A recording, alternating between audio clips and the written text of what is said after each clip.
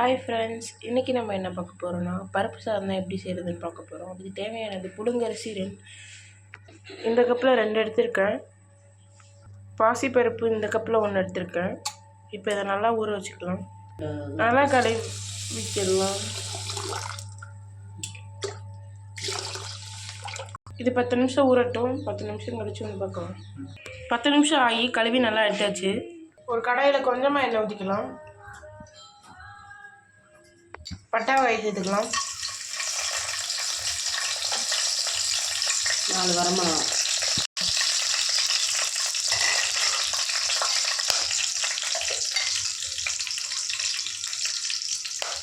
2 spoon சீரகம்,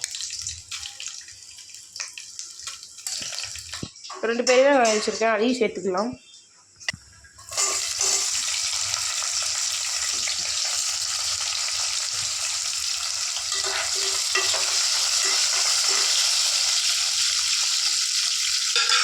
எல்லாத்துக்கும் சேர்த்து கொஞ்சம் உப்பு போட்டுக்கலாம்.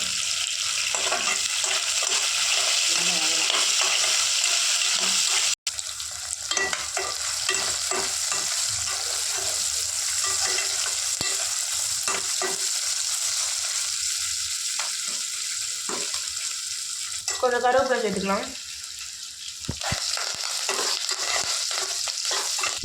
இஞ்சி பூண்டு 1 ஸ்பூன் சேர்த்துக்கலாம்.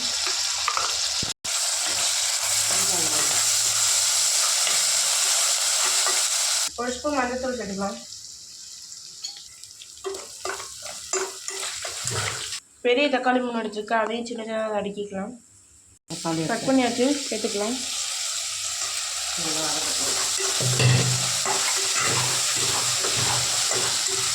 தக்காளி நல்லா வதங்கட்டும்.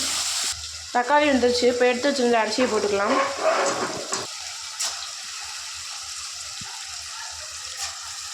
அரிசி எடுத்த டம்ளரில் 6 டம்ளர் தண்ணி ஊற்றிக்கலாம்.